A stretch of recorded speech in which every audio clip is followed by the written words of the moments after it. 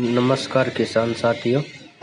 मार्च के महीने में गेहूं वाले जो फार्मर है उनको दो बातों का ध्यान रखना काफ़ी अनिवार्य रहता है। पहला तो यह कि हमें आखिरी जो सिंचाई या जो पानी है वो गेहूं को कब देना है। दूसरी बात रहती है कि हमें आखिरी जो पानी है वो बंद कब करना है, यानी कि हमारे गेहूं की कौन सी जो स्टेज है वो होनी चाहिए, वहां पर हम आखिरी जो पानी है वो बंद कर दें।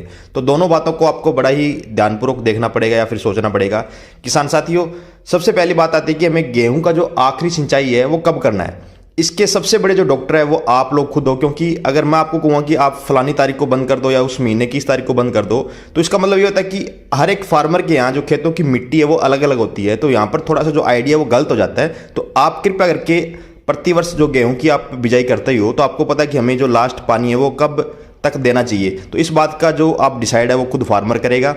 मैं आपकी छोटी सी हेल्प ये कर देता हूं कि आपको आखिरी जो पानी है वो बंद कब करना चाहिए।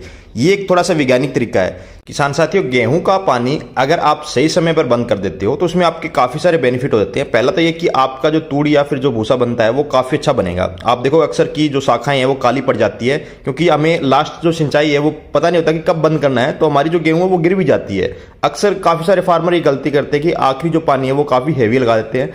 हैवी पानी हमारी गेहूं के अंदर काफी सारे जो नुकसान है वो कर सकता है। हैवी पानी से एक तो सबसे बड़ी समस्या ये आती है कि गेहूं ये लगता है कि एक साथ बिल्कुल पक चुकी है, एकदम से जो बालियां हैं वो बिल्कुल सफेद हो जाती है। तो ये एक तरीका सबसे बेकार रहता है कि कभी भी आप जो लास्ट पानी है वो हैवी ना दें।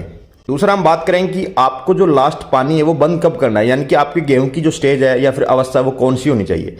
आपको मैं दो तरीके बता देता हूं। पहला तो तरीका ये रहता है कि जब भी आप बाली का जो नीचे वाला हिस्सा है वो देखोगे, जो शाखाएं होती है वो देखोगे, वो हल्की सी अगर पीली पड़नी स्टार्ट हो जाए, जैसे कि आप फोटो के अंदर देख रहे हो, तीसरे नंबर वाली जो फोटो है, इस तरह की अगर सिचुएशन आपके खेत में आती है तब जाकर के आप अपना जो आखिरी पानी है वो बंद कर सकते हो। ध्यान है कि जब भी आप आखिरी पानी बंद करें तो आपके मिट्टी के अंदर पर्याप्त जो नमी है वो होनी आवश्यक है।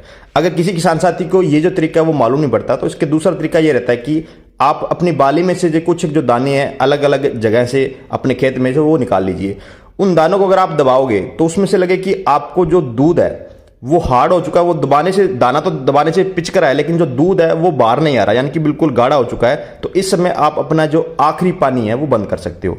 अगर आपको लगे कि दाना दबाने से आपका जो दूध है वो बाहर आ रहा है तो इसका मतलब कि आपको खेत के अंदर जो पर्याप्त नमी है वो होनी जरूरी है। अगर आपने सिंचाई नहीं की है तो आपको जो सिंचाई है वो लास्ट देनी पड़ेगी। साथियों, जब भी आप अपने गेहूं के अंदर लास्ट सिंचाई करें तो मौसम को जरूर में ध्यान रखें, क्योंकि मार्च के महीने में काफी जो तेज हवाएं हैं वो चलती रहती है। तो जब भी आप पानी लगाओगे तो जैसे ही आप पानी लगाते हो तो मिट्टी के अंदर जो हमारी जड़ें हैं पौधे की वो नरम हो जाती है। उसके बाद में जो गेहूं गिरने वाली समस्या है वो काफी ज्यादा मात्रा में देखी जाती है। अगर एक बार गेहूं गिर जाती है तो बाद में हमारे दाने का जो साइज है वो बारीक रह जाता है, जिसके कारण हमारी जो पैदावार है वो गिर जाती है। अतः आप गूगल के ऊपर या किसी भी XYZ सोशल मीडिया से आप जो न्यूज वगैरह है वो ध्यान में रखें कि आगे के 6 या 7 दिन का जो मौसम है वो कैसा रहता है। अगर एक बार आपने सिंचाई कर दी तो आपके खेत में अगर पानी सूख जाता है ना, उसके बाद में जो गेहूं गिरने वाली नमस्कार किसान साथियों, अगर वीडियो अच्छी लगी हो तो वीडियो को लाइक, शेयर और सब्सक्राइब जरूर कर देना।